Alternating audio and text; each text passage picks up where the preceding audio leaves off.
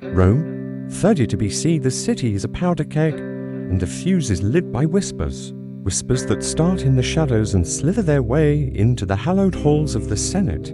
At the center of it all is a young man, barely 30, but with the cunning of a seasoned predator, Gaius Octavius, soon to be known as Augustus. His rival, the celebrated General Mark Antony, is far away in Egypt, lost in the arms of the enchanting Queen Cleopatra. To the people of Rome, it's a scandalous romance. To Octavian, it's the opportunity of a lifetime. Octavian understands something fundamental about power. It's not just one on the battlefield, it's one in the minds of the people. While Antony commands legions, Octavian commands the narrative. He begins a masterful campaign, not with swords but with words. He starts by commissioning buildings, restoring temples, and hosting lavish games. He presents himself as the dutiful son of Rome, the restorer of tradition, the guardian of Roman values. Every coin minted with his face, every statue erected in his honor, screams stability, piety, and duty. He is everything a Roman should be, and by contrast, he will paint Antony as everything a Roman should not be. The Senate floor becomes his stage. Initially, the senators are divided. Many still hold Antony in high regard. He is a war hero, a colleague of the deified Julius Caesar. They remember his valor at Philippi, his strength, his charisma. But Octavian is patient. He doesn't launch a full frontal assault.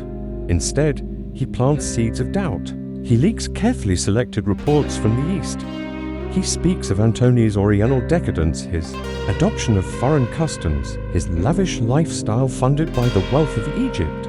He tells them Antony wears Egyptian robes, that he participates in strange rituals, that he has abandoned the simple, stoic life of a Roman for the opulent excesses of an Eastern despot. These are half-truths, exaggerations, and outright fabrications, but they are potent. They play on the deepest fears of the Roman elite, the fear of the foreign, the fear of monarchy, and the fear of losing their unique Roman identity.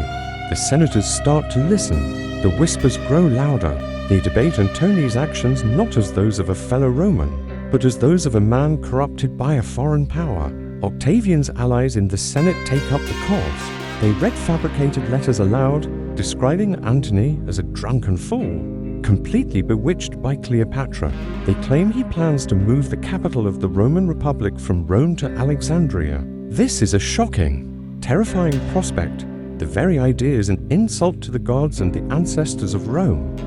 And then, Octavian unleashes his masterstroke, Cleopatra. He transforms her from a foreign queen and Antony's lover into the ultimate enemy of the state.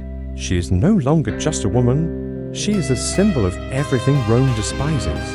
In Octavian's propaganda, she is a sorceress, a seductress who uses her feminine wiles to enslave one of Rome's greatest men. She is portrayed as ambitious, power-hungry, and determined to rule Rome herself, placing her own children on a new throne. Poems are written, speeches are made, and rumors are spread in the marketplaces and public baths. They describe Cleopatra as a serpent, a monstrous queen with an insatiable appetite for power and pleasure. This is not a war against Antony.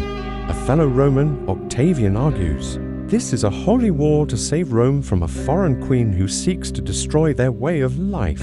The love story that once fascinated the public is now twisted into a weapon. Antony's devotion to Cleopatra is no longer seen as a personal failing, but as an act of treason. He has betrayed Rome for a foreign witch. The propaganda is relentless and incredibly effective.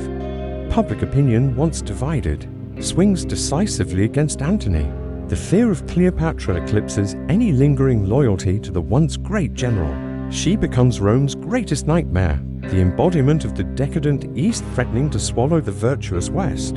The personal rivalry between two powerful men is successfully reframed as a clash of civilizations. With public opinion and the Senate now firmly in his grasp, Octavian makes his final move. He illegally seizes Antony's will from the Temple of Vesta and reads it to the Senate. Whether the will is authentic or a brilliant forgery, we'll never know for sure, but its contents are devastating. In it, Antony allegedly confirms his marriage to Cleopatra, recognizes her son Caesarion as the true heir of Julius Caesar, and bequeaths vast Roman territories to his children with her. He even requests to be buried beside her in Alexandria, not in Rome. This is the ultimate betrayal. The Senate is outraged. Antony is no longer just corrupted. He is a traitor who has given away parts of the Roman Republic as if they were personal gifts. He has disowned his Roman heritage. The seeds of war, so carefully and secretly planted by Octavian, have now burst into full, terrifying bloom. The Senate revokes Antony's powers and, in a brilliant political maneuver, declares war. But not on Antony. They declare war on Cleopatra. Octavian has won. He has isolated his rival, stripped him of his legitimacy, and united Rome against a common enemy. He positions himself not as a man hungry for power, but as the champion of Rome, the defender of the Republic against a foreign threat. The stage is set for the final, bloody confrontation. The whispers in the Senate have become the thunder of marching legions, all heading towards a fateful encounter at Actium. The Roman Republic is about to die, and from its ashes an empire will be born, all thanks to a deadly plot that began with a whisper. Thanks so much for watching. If you're fascinated by the political scheming of the ancient world, make sure to hit that like button and subscribe for more stories of power, betrayal, and ambition. We'll see you in the next one.